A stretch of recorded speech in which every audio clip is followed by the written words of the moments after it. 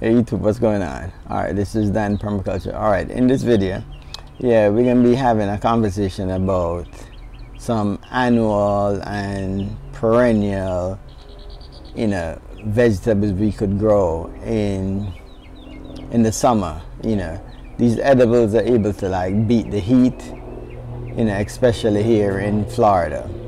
And maybe for, places like Arizona, California, and Texas that experience the kind of heat we do. Arizona is another level of heat as well. They're in the hundreds. We don't really go to 100 here in Florida. We like more 92, 95, but the 90s, so there's not much we could actually grow as per the traditional, leafy greens that, most gardeners up north grow. We normally grow those northern greens, the brassicas, the category of brassicas, during the fall. So by late September, going into October, when we start in seeds for those kind of brassicas, but there's still stuff you could grow in the Florida heat or the Arizona heat or California heat.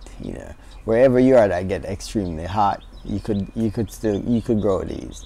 All right, so I'm going to be giving you 10 edibles that you could actually grow in the heat. All right, so let's go through them one by one. So the number one on my list is a delicious leafy green. You can get the seeds at numerous places, Baker's Creek, and numerous places sell the seed. And that number one is callaloo, or the green amaranth. It's packed with nutrients, high in iron, potassium, a lot of great actually nutrients. It tastes extremely good, and it does well in the high Florida temperatures during the summer. So the number one is callaloo. Number two is something that you've seen on my channel on a regular, is the Everglades tomato. The regular traditional tomatoes, once it become the month late April going into May, it's just too hot for them to grow here in Florida. So the Everglades tomato is a variety that does well in the heat, produces hundreds of tomatoes. As you see, if I let it self-seed every year, and it grows right through the year, not just it grows through the winter, right through the whole year here in Florida. So that's the number two. My number three is jicama. Jicama, I know I may be pronouncing it wrong, but I know the J is silent, so you guys could correct me, that's fine. But jicama is a root crop, vining root crop, where you could eat the tubers raw, or you could cook it. I normally chop it up and put it, put like a Mexican spice. Number four will be katuk. In my garden tours, I show you guys katuk before, but I'll show you a picture of katuk here. Katuk, you could eat the young shoots and the young leaves, extremely good in salads, high in nutrients. That's a perennial, you could actually grow it. All right, number five now is one of my favorite, is okra. A lot of people love okra. Easy to grow, heat tolerant. Cook it in multiple different ways. One of the ways I cook my okra is like I cook it with the callaloo, like chop it up and cook it down with the callaloo with onion, garlics and stuff, and it's really good over some rice. Yep, so okra is that number five. Number six is now something that a lot of people grow, You know, I know a few of the ones I just list, you know, you might not be familiar, but this one you're totally familiar with. And this is sweet potatoes. Sweet potatoes, 110% heat tolerant, loves the heat. No matter how high the temperature is, sweet potato is going to grow. And the leaves are edible. So while you're waiting on the tubers to form, you know, you could actually eat the leaves in stir fries and stuff like that. Right, number 7 is, you know, Malabar spinach. All right, Malabar spinach are vining, you know, spinach. I'll show you right here. The Malabar spinach you could add to stews, you could add it to soup. It's like a thickening agent, but it actually have a nice flavor to it as well. So if you're making a soup, you could cut a few leaves, drop right in the soup. It helps the soup to actually thicken, you know, and it's really good. Totally heat tolerant. That's actually another annual that we could grow here. All right, number 8 is another one that's, you know, is gaining popularity in the gardening community, and that's longevity spinach. That's a perennial that I guess all of us should be growing if you have the temperature to grow it. The leaves are extremely delicious. It's easy to grow, heat tolerant.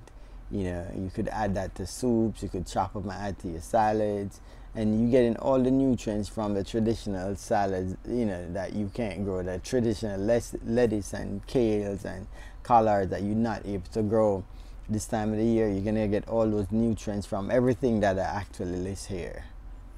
All right, my number 9 is, which is probably should be my number 2, but it's at number 9. Is roselle.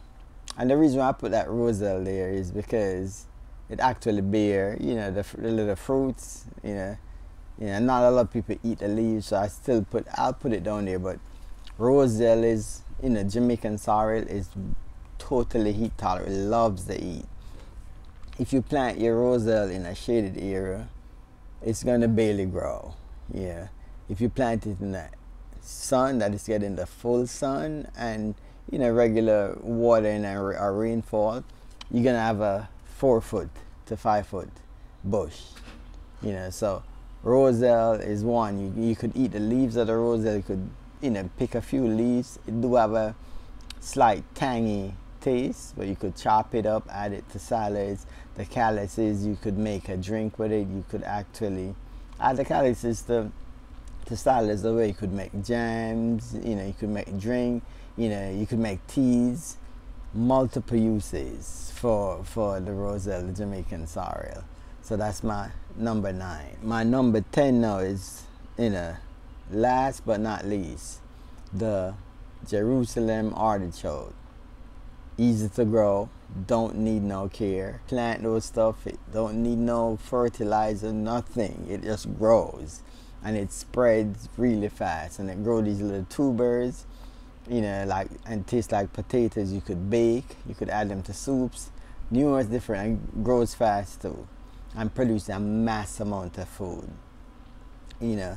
So, but all of these, you know, these 10 vegetables that I list here, you know, most of them don't need no care, like, you know, the extra care that you have to give to kale and collards and all this stuff, except for the callaloo.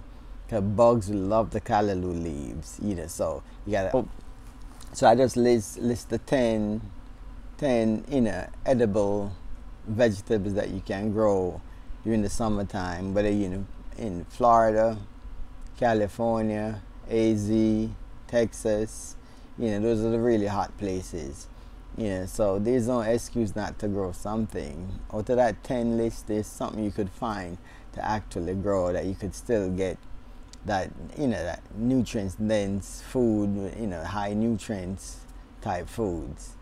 You know, so I hope this was helpful to, you know, some of the gardeners out there. You know, and always remember, you know, let's check, you know, your grow zone, what you're able to grow, because if you live in the south, I mean the south, like the, you know, Florida, you know, places that get really hot, you cannot follow what other people are growing up north. You're gonna, or unless you're gonna put in like shade cloths and go the extra mile to actually protect them from the heat. But there's only our major growing season, as it says, from October to March, April, call it that.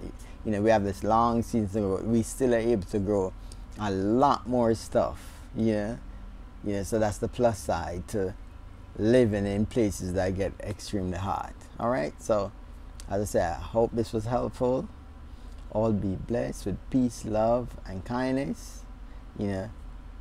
One love. Thanks for watching. See you in the next video.